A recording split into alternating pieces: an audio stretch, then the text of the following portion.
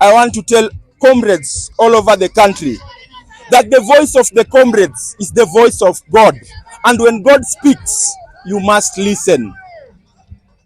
It is our time to elect leaders based on the content of their character. Whoever swallows an avocado seed must be very confident with the size of his anus. So going forward, let us retrospect these leaders. The speaker, I want to speak about the death of Albert Ojwang. Number one, I want to condemn first the Kenya National Union of Teachers and KUPPET, the Kenya Union of Post-Primary Teachers. One of you is killed, and because you are dining with the government, you cannot condemn the same. This is something that is very unfortunate. Number two, why did we set the bar so low, where we elect 2 ICC suspects in quick succession? Uhuru Kenyatta was ICC suspect number 1. William Ruto was ICC suspect number 2.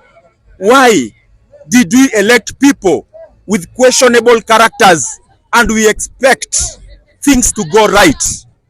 It is unfortunate that the current crop of leaders that we have only care about their stomachs. When one of them was killed, Mr. Ongondo Were, MPs from Luo Nyanza,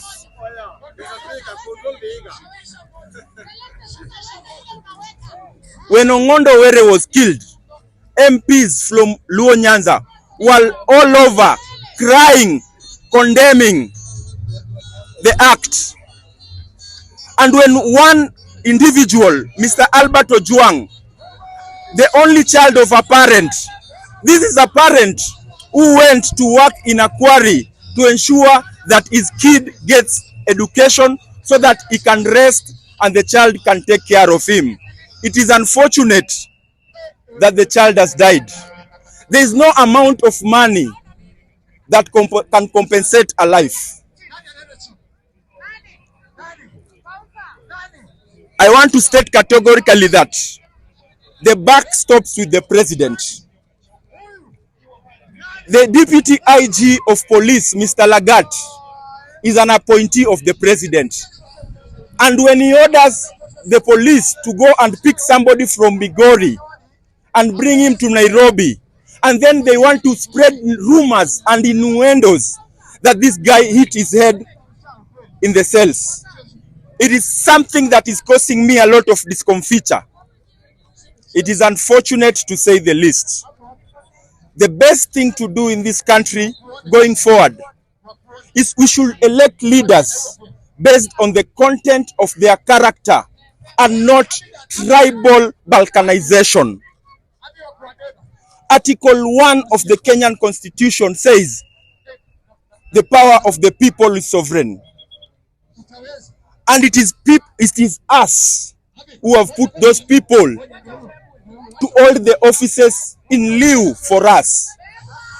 And we should exercise an article in the Constitution of recalling MPs that do not perform. For instance, there are MPs who have never even contributed in the floor of the House. Yet, we have top brains in this country that can be elected. Let us not elect leaders on emotions. Let us not elect leaders because they are from our tribe. And we cannot be, I have been an ardent follower of Raila Amolo Odinga for the last 15 years, since I first voted in 2013, and I'm still his supporter. But I want to say this: if these outrageous killings will continue, then there's no need to be in the broad-based government. We appreciate the fact that developments can be seen in parts that were neglected previously. A good example is Homa Bay County. But when human life is supreme, I want to tell comrades all over the country that the voice of the comrades is the voice of God.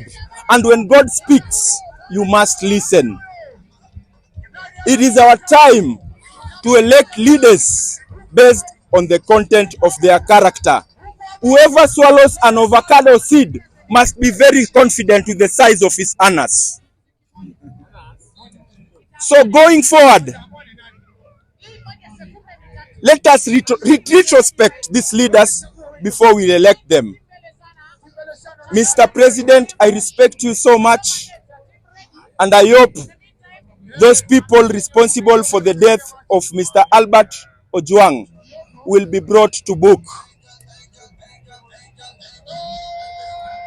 And we don't want junior officers to be brought to book, because these are people who follow orders. In the discipline forces, you must follow orders. We want those people in the top offices who ordered for the individual to be killed. Remember, June 25th is the first year anniversary of the Gen Z movement. The youth in this country compromises of 70% of youth. And we don't need the elderly society to change this government. It is us who can change the narrative of this country. This country has a great future. But please go ahead. Bwana Spika, mimi nasikia member anatuambia hataki wale yenda ikawa walimuua Mr. Ojwang mwenye alikufa, kama wale officers maybe CCTV imeonyesha kuwa na mmoja alishikwa akimuua. Sasa huyo anasema hataki wao wachukuliwe hatua. Sasa simuelewi hapo Bwana Spika. Ni kudanganya wa Kenya, inamaanisha sasa hao waachiliwe. Huyu mwenye aliwaoda ashikwe, tena next time watume waue mwingine. Thank you. We might be supporting the same team, but intellectually probably we may not be at the same level. What I'm trying to say is that those people at the top must be arrested first. Of course, these junior officers who killed him will be arrested too. But the buck stops with the people who calls the shots. Are you together? Are you answered? Thank you so much. Namalizia.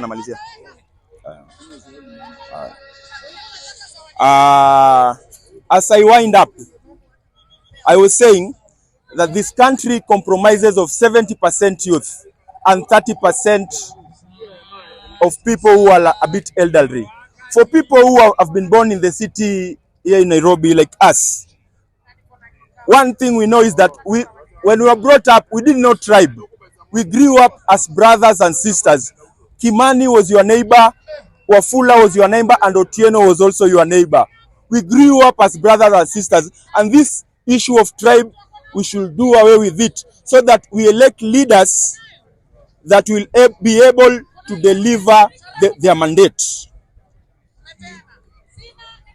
And as I wind up, I want to say this, that this country currently as it is not going in the right direction. You cannot have a budget where 60% of your revenue goes to recurrent and expenditure and only about 20% is meant for development. We cannot develop this country on loans. We need to rethink the country, and with the able leadership of the president, we hope that heads will roll and action will be taken. Thank you so much.